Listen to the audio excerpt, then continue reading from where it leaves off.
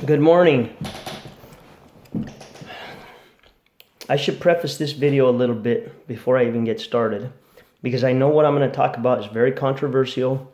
I know that I might alienate some people, I might piss some people off, I might make some people hate me, whatever. But because it has something to do with spirituality, religion, whatever, however you want to look at it. I'd just like to say up front, I'm not trying to change anybody. I don't care what you believe whatever you want. If it works for you, good for you. This video is for people that are having trouble like I've had in the past or like I've dealt with myself just even recently. Because it's been a struggle. I come from a very religious background, 45 years of my life, believing one way, very strict. Know my Bible better than most people. Thought I really knew it until I started doing some digging that wasn't encouraged by others, i.e. the religion I was in, because I wanted to know the truth. And I think I found it. I think I found a lot of things that are truthful. Now, are they better than where I was at, or are things better? Not necessarily, no. And many people would say that the struggles that I have had are because I left that religion or because I left their God. But that's not the case, and I'll explain that to you here in a second. Let's just take that name, Jehovah. Almost every Christian religion uses that name, or in some way they say Jah or Hallelujah or whatever, and they think that it's all copacetic. Well, the scriptures say to worship God with spirit and truth. That's what it says. If you dig into that name, and please don't get me wrong, I don't care what religion you are. I don't care if you're Catholic, if you're Baptist, if you're Seventh-day Adventist. I really don't care what you are, okay? This has nothing to do with what religion you are. It just has to do with some things that I researched and things that I found out. Anyway, if you research that name, it got started around the 13th century with a Catholic monk. He used letters from the Tetragrammaton and part of the Old Hebrew to come up with the name Jehovah. Well, we know in the Old Testament that God said he would take his name from his people and that they wouldn't know it until he was ready to give it back. And as far as we know, nobody really knows how to say his name or what it is. But it certainly isn't Jehovah. That was something that was contrived during the 13th century. I believe it was the 13th century. Anyway, does that really matter? Well, it did to me because I used that name a lot. To me, that was like my guardian angel. That was my power. That was my strength. I mean, I was proud to say that name. I was proud to say that I lived under that name, that I worshiped that God. That was me.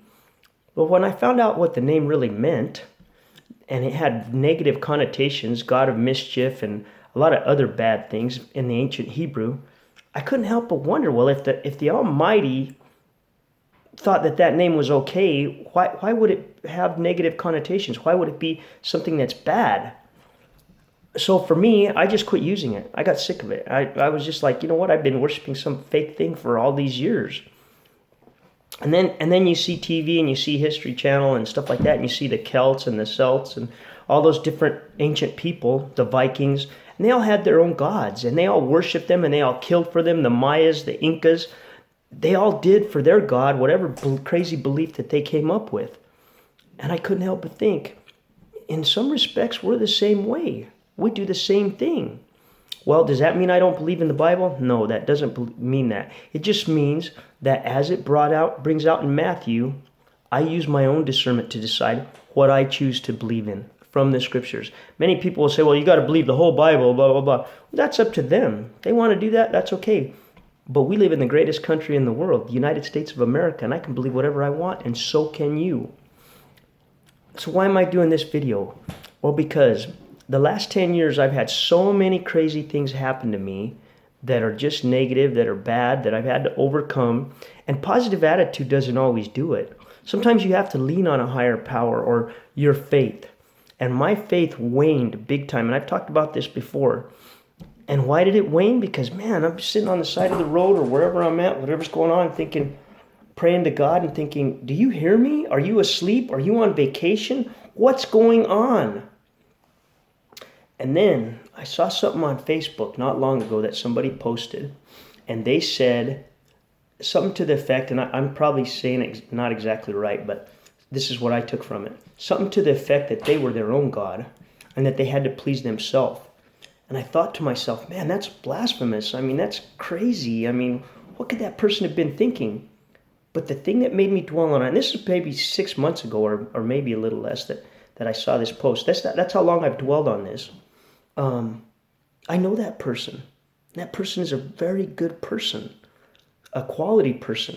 So I know they weren't trying to offend anyone or try to push their beliefs on anyone. That's just the way they felt. That's how they thought.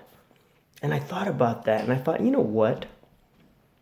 According to the scriptures, and I do believe there's wisdom in the Bible, according to the scriptures, we were created in God's image. And it's even said that the God the Father resides in each one of us. So when you're praying for something and the cavalry doesn't come, or God or whatever you believe doesn't come and save you, does that mean something's wrong with you? Does that mean something's wrong with your faith or your God? Not necessarily. You have him built within you. And I know for me, I always find a way out of the garbage that I'm in. There's always a way out. I don't care what it is or how it goes down. I keep my calm. I used to get shook up, start cussing, get all upset, whatever. I don't anymore. I just let it roll off my back. Because I know that I've got all the tools that I need to overcome whatever it is I overcome. I don't need someone to come rescue me necessarily, not even a higher power. And maybe, just maybe, he's like us, or she's like us, or whatever it is like us. Maybe it's given us all the tools that we have, that we need. You know, the scriptures say, let the reader use discernment. And I know there's a lot of Bible pounders out there that'll say, well, the Apostle Paul said this, and so said that, and blah, blah, blah, blah. Use your own discernment. I know for myself, personally, unless Jesus said it, I really don't care what the other people in the Bible had to say. Because the one thing Jesus said is that you're supposed to love your God, your Father, with all your heart, soul, and mind, and love your neighbor as yourself. He didn't comment on homosexuality. He didn't comment on a whole bunch of crazy things that people want to vilify people for. My dad used to always say, and I believe he believes this to this day, you don't need a book to tell you what's right and wrong. It's built in. And how many of us have known somebody that because of the scriptures or a scripture or some religious person have been vilified as a bad person, and you know in your heart and mind, they're a good person, they're a quality person. And really, Jesus didn't disqualify anyone. Granted, he did say marriage was between a man and a woman, but homosexual marriage or those type of things weren't part of the day of his time, so why would he even comment on them? But nowhere did he say that those people were bad or that they wouldn't enter the kingdom of God. That was somebody else that said that. In fact, if you look into the history of the Apostle Paul, he was a Pharisee. He became an apostle after Jesus left. That's when he became an apostle, and he made himself one. Supposedly, nowhere is it proof that Jesus came to him. He just his word. And if you try and match up some of his beliefs and some of the crazy rules that he made up with Christ, they don't match up. So, as brought out in Matthew, let the reader use discernment. I can use my own discernment. Anyway, who made up the Bible canon? Who decided what went into the Bible? The Catholic Church did. Now, am I trying to vilify the Catholic Church or people that are Catholic? No, I don't care that you're Catholic. I'm not trying to vilify the church. But the scriptures say, let the reader use discernment. So you can decide for yourself what part of the scriptures you take or what you accept. A lot of people will say, well, if you've got to accept it all or don't accept anything. I got news for you. I don't have to accept anything. I live in the United States of America. I can believe what I want. That's the beauty of this great country. That's the beauty of being here, of being born here, of having that opportunity. Okay, why do I bring that up? Because people will try and tear you down or tear down your faith or what type of person you are based on your choices. Whereas every one of us knows, like my dad said, whether somebody is good or somebody's bad. You know, it's built in here. You know if somebody's bad, and you know if they're good. No matter what their sexual orientation is or what their religious belief is. So I would encourage you, when you get tore down, when you feel like nobody's paying attention up there, when you feel like God isn't paying attention or you don't fit in with everybody else, you don't believe like everybody else, does that make you bad? No, you know that you're not a bad person. You know you're a good person. You know that you're a quality person. And that's all that you need to know. You don't need to worry about what others think of you or what others believe about you. You just need to know that you're good with yourself. And there's nothing that God or the universe or whatever you want to believe for a higher power, there's nothing that they haven't given you to overcome the things that you can overcome in life. If one man has done it or one woman has done it, another can do it. It's possible. And you have to believe that. I know for myself, man, I got tore down for a while. I was like, Jesus, why is this stuff happening to me? And maybe I need to look into this faith, or maybe I need to look into that faith. Do I still pay attention to different faiths and whatnot? Yeah, they're interesting to me. Do I pay attention to history? Yes, it's interesting to me. Do I still believe in the Bible or follow the Bible? Much of it, but not all of it. No, because I use my own discernment. I decide for myself what I believe is wisdom in there. Did the Apostle Paul have some words of wisdom? Yes. Do I believe he was apostle of Christ? No, that's just my personal belief, because it was the things that I have researched, the things that I know. I'm not trying to tell you what to believe. I'm just telling you for myself and for those that struggle with it.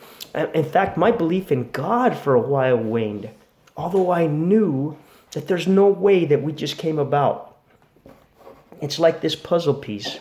I mean, you can see the shape of it. Just the shape itself tells you that it was stamped out. Somebody with intelligence created it. Not to mention the color and whatnot, and the fact that it goes into a bigger picture. I mean, think about that. And yet, we're expected to believe we just got here by chance. I don't believe that. If you believe that, that's fine. I know people that are atheists that are wonderful people, that are good people. In fact, they're better than most religious people, and I'll tell you why. Because they do what they do just because they're good people. Not because they're afraid that they're going to fry somewhere for doing something bad. They're just good people. Anyway, with that, I would encourage you, whatever faith you have, whatever you believe, continue to do what works for you. But if it's not working for you, research things. Ask yourself questions. And be honest with yourself. I had to look at things, and did I always make the wisest choices? No. Marrying the last woman that I married, was that the best thing I could have done? Obviously not. In hindsight, was the absolute worst thing I could have done. Would I have recognized it if it happened again? No, because I'm not a psychologist. I probably wouldn't have recognized the signs of what was going to happen to me. I do now because I've researched things, but I didn't then. Does that make me a bad person? Does that make me an ungodly person? No, it doesn't. Any more than those things make you ungodly. So keep your head up. Remember, you have all the tools in your arsenal to get through this thing we call life, to get through this journey. And remember this, Jesus said that we're supposed to love our God, our Father, with all our heart, soul, and mind, and love our neighbor as ourselves. For me, if it doesn't have to do with love, it's not part of my belief. It's just not. If there's not love involved, I could care less to listen to it or believe it. Because I have seen through the passing of time, those that pass on love and that believe in love always overcome. Always, always, always, always. Sometimes it looks like the bad guy's winning. Sometimes it looks like the bad things are happening. And do they continue for a while? Yeah, because bad people only go as far as good people will allow them. But ultimately, love always prevails. Martin Luther King taught us that. Anyway, with that, I hope you have a great day. I hope that this video finds you with good things happening for you in your holiday season. I hope I didn't alienate too many people. I hope I didn't upset too many people. But I think it's important for those that are going through the things that I've went through, or that I'm even still going through, to understand there's nothing wrong with you. And it has nothing to do with religion. And there is a God that's within you that can take care of you, that can help you through things. And for the person that said that, man, I thank you, because I really dwelled on it and it really has helped me. I appreciate it. Anyway, with that, I hope you have a great day. And remember, nothing good is easy. Nothing easy is good. If you don't work hard for it, it's probably not worth having. Anyway, with that, have a great day, and we'll talk to you another day. Oh, and by the way, I have my next video, probably going to be just about as controversial. But it'll be interesting, and it'll give you some good food for thought. And remember, you can find my videos on YouTube.